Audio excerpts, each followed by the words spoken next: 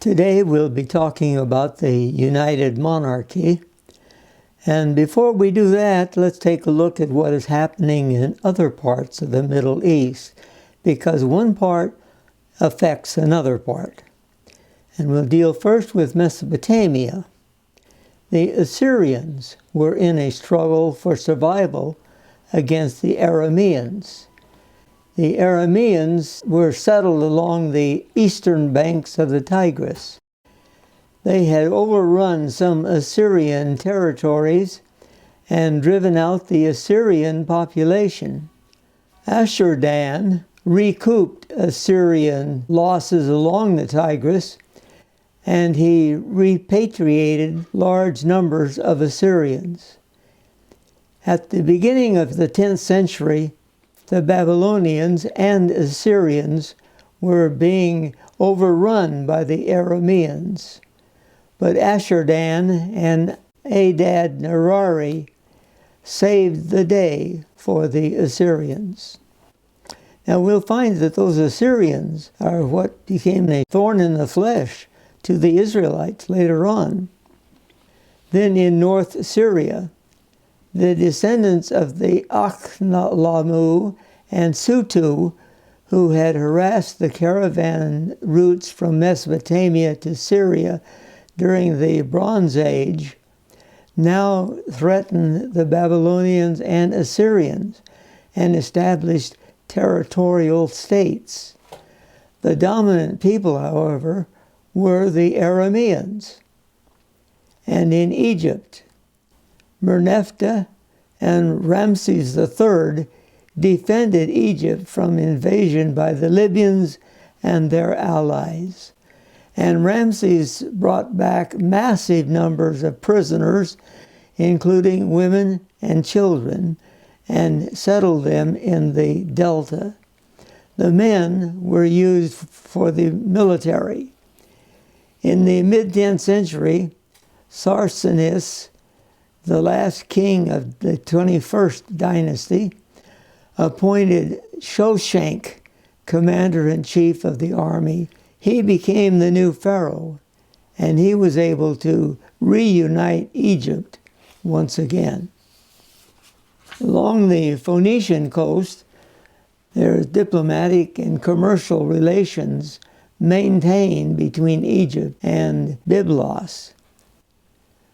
The Phoenician expansion into the Mediterranean had begun as early as the 11th and 10th centuries. Now let's talk about Saul's kingdom. Saul was born at Zelah in Benjamin, and he was the son of Kish. His first capital was at Gibeah, at Tel El-Ful today, and Jabesh-Gilead had been attacked by Nahash. Now Jabesh-Gilead is across the Jordan, and word was received that Nahash had made an agreement with the people in Jabesh-Gilead that if they could not find someone to defend them, then they would each have their right eye put out and become subservient to Nahash. So Saul sent a cut-up oxen into the territories and said if they did not muster, then their oxen would be treated the same way. Well, they were at Bezek, that's where they made their initial work, and then later the tribes assembled at Gilgal. Saul had an encounter with the Philistines, and the Philistine bridgehead was at Michmash, and they were repulsed from the hill country. And Jonathan crossed the Wadi Suwenit, attacked the Philistines who were stationed there, and led in a revolt. The Philistines fled by Beit Horon. Then there's the story of David and Goliath. The valley of Elah between Soko and Azekah, and the Philistine army was at Ephes Damim. Saul's original kingdom included 6 districts: Gilead, Galilee, part of the Jezreel Valley, Mount Ephraim, Benjamin, and Judah. 3 of the districts were named after tribes, but each included 2 tribes: Asher, Ephraim, and Benjamin. The Philistines probably reconciled to their situation until the balance of power was broken in the Jezreel Valley. This closed the Via Maris against the Philistines. So the Philistines gathered at Aphek, the Israelites at the spring of Jezreel. The Philistines moved to Shunem, and the Israelites to Mount Gilboa. Tribes from the southern and central part of Palestine engaged in the battle at Gilboa. But in this conflict, Saul was killed. I have a comment from Keppelrud, who says the conflict with Samuel regarding cultic competence. The Near Eastern kings were the principal men in the state. They administered and led the army in war. They represented the deity before the people, and the people before the deity. And you know, in the conflict between Saul and Samuel, Saul encroached upon the activity of Samuel. Samuel represented the deity, and Saul usurped that authority.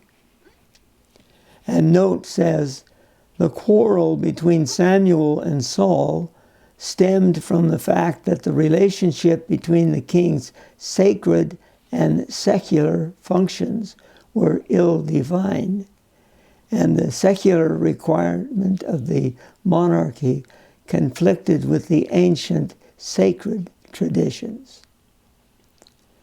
Bright says that possibly Samuel was not above personal jealousy. Possibly he was suspicious already of the new order. He needed but the merest excuse to reject it. But deeper reasons were involved, as both accounts agree. Saul is accused of usurping the function of the priesthood of the league. In chapter 15, he is said to have violated the harem, a feature of sacral law regarding the conduct of the holy war. The probability is that Samuel, having helped to keep the new order subservient to the old, feared that Saul could not be trusted to carry on in the ancient pattern of leadership, but was grasping at broader authority. He therefore publicly revoked Saul's designation, but undoubtedly he accelerated Saul's disintegration. In the conflict with Saul, David fled from him, and there are so many places where he went to hide. We won't go into any detail of these, but I just will note the place. He was with Saul at Gibeah. That's where Saul's capital was located. He was with Samuel at Ramah, and then Naioth. He went to Nob, to Abimelech the priest, then Achish to the king of Gath, and then he escaped from there when they were made aware that Saul had killed his 1,000, but David his tens of thousands.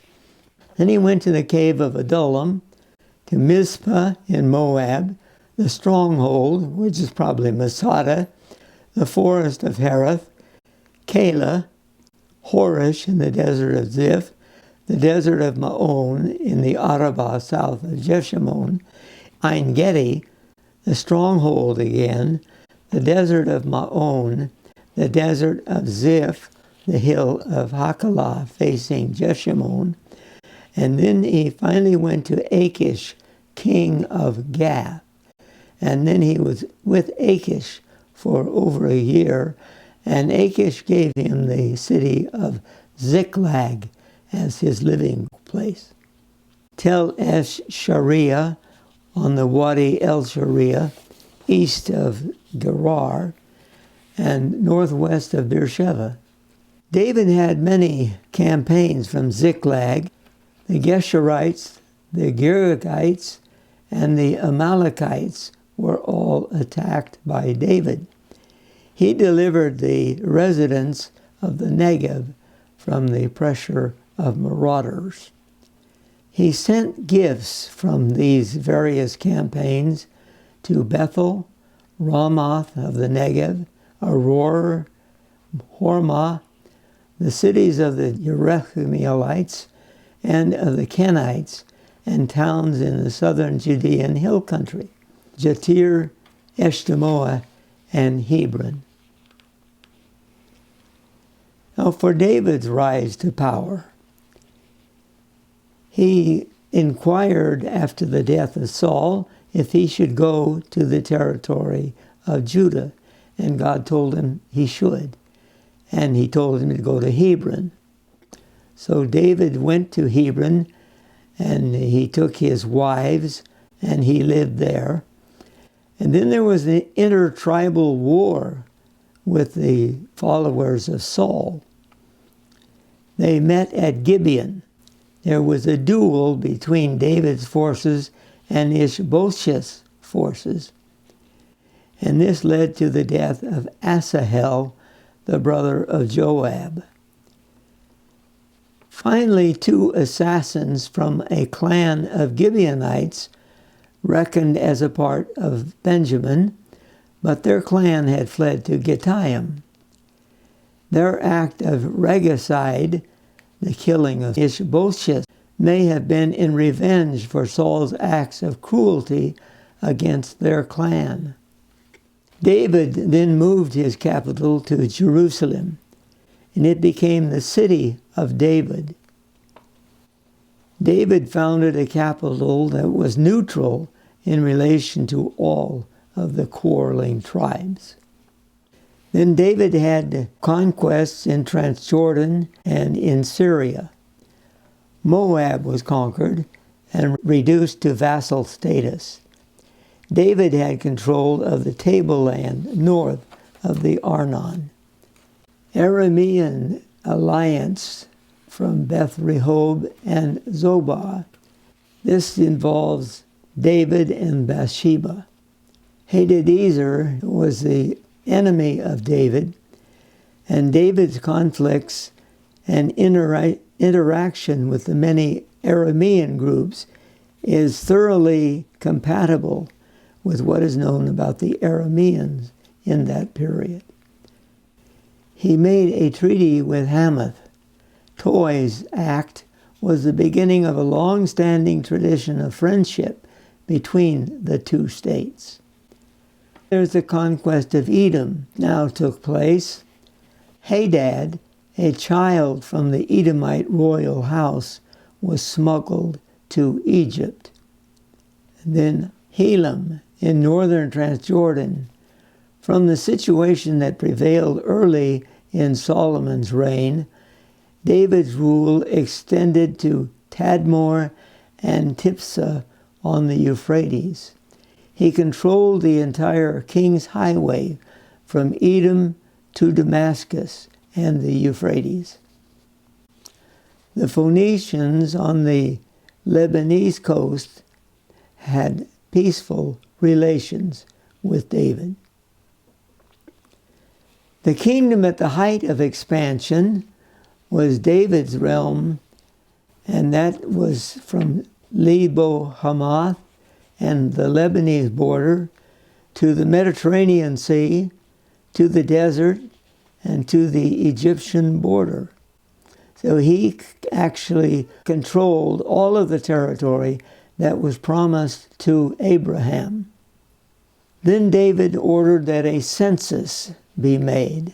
This was at the end of his rule.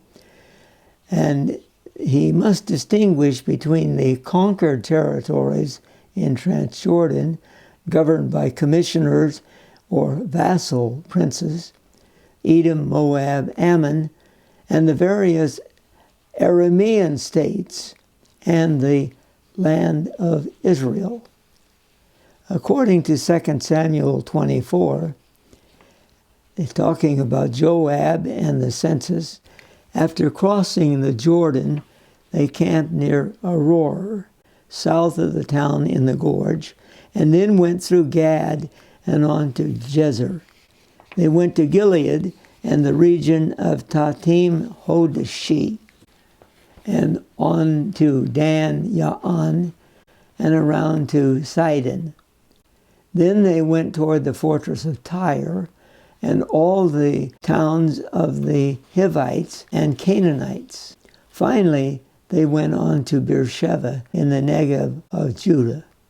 Now, David was trying to organize his kingdom into a stable unit within the framework of all Israel. The idea of the 12 Israelite tribes organized around Jerusalem and its temple. We may assume, therefore, that this was a revival of an ancient tradition. David based the internal administration of his kingdom upon the traditional Israelite tribes, both of Judah and of Israel. The city lists of Simeon and Dan. The town lists in Joshua taken from the regional division of the kingdom. The lists of Simeon and Dan in Joshua 19 and verses 1 to 6 and 40 to 46 and 1 Chronicles 4, 28 to 31 are apparently from David's reign. All the available evidence indicates that David organized the Israelite nucleus of his kingdom according to the traditional pattern of 12 tribes, embracing Israel, Judah, and the Transjordanians. This system had no basis in the situation prevailing before the rise of the monarchy, which consisted of two separate alliances in Israel and Judah, granting some special status to the tribes in Transjordan. Jerusalem was the new center of the traditional 12 tribes. And I have several comments about David by various scholars. Kappelrud, in the period of the monarchy, the whole presentation is so realistic and goes into such great detail that there is no reason to doubt that here we have ancient narratives dating from David's own time. Jerusalem was more centrally located than Hebron, important cultic center in ancient Canaan.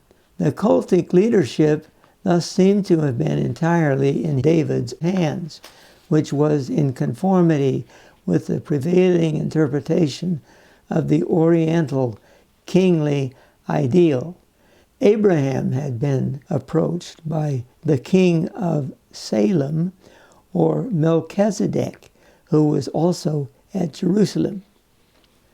The centralization in Jerusalem was followed by a tightening of the reins of administration, the development of the court and the cabinet, and the regulation of military duties, as well as a more efficient organization of the army. Then Mould, in his Essentials, speaks of the Hebrew national unity. David also instituted policies which unleashed forces that led to the disruption of the very national unity he created, and he started the Hebrew nation on the road to ruin. And if you will recall, David and Bathsheba, that began the downward trend of David, and because of that he could not control the work that was done by Ammon, his son, or the rebellion of Absalom. In reality, David was leader of those who were for Yahweh. Saul destroyed Nob and killed the Yahweh priests. David initiated the prevailing practice of royalty in his time by having a harem. In so doing, he prepared a fruitful soil for intrigue. The adultery with Bathsheba. In Israel, a violation of the democratic and moral basis on which the kingdom had been founded. And Nathan called David's attention to this with that phrase, that you are the man. Absalom's rebellion is reasonably certain that this particular rebellion had its roots in tribal jealousies, though other factors may be present. Hebron was the center of Judah. The harem intrigue. You had Bathsheba as one person, and then you had the sons of David on the other side. Judah was not easily reconciled after David returned from his battle with Absalom. The favoritism to Judah fostered the rebellion of Israel under Sheba, Adonijah, and Solomon. David recognized the dual character of the Hebrew monarchy, and he said to Solomon, I have appointed him ruler over Israel and Judah. Those two entities were separate throughout the whole history of Israel. Then we have the Levitical cities. The list is evidences of a date in the period of the United Monarchy. Mazar has defined the special function of the Levitical cities as cultic and royal centers under the United Monarchy. Gezer was probably acquired by David during his reign. Now a little bit about the Solomonic kingdom and its administrative districts. It dominated the Via Maris and the King's Highway, a sudden rise in the standard of living. Pottery forms reached new standards of perfection. Monumental construction with casemate walls, development of the Negev, even Ezion Geber, where Solomon built boats, but they were unable to go because they were wrecked by a storm. The kingdom's territory began to shrink markedly during Solomon's reign. You have Hadad, the Edomite. Gezer was taken by the Egyptians. Damascus rebelled, and Solomon relinquished 20 towns to Hiram, king of Tyre. Solomon's administrative districts were established in the middle of his reign. The purpose must have been to improve the efficiency and intensity of tax collection in Israel's territory to meet the many needs of the government. In this organization, the northern kingdom of Israel only figured and does not include Judah. The districts defined by towns are former Canaanite regions on the plains. Judah and Israel existed within the monarchical framework as two separate units.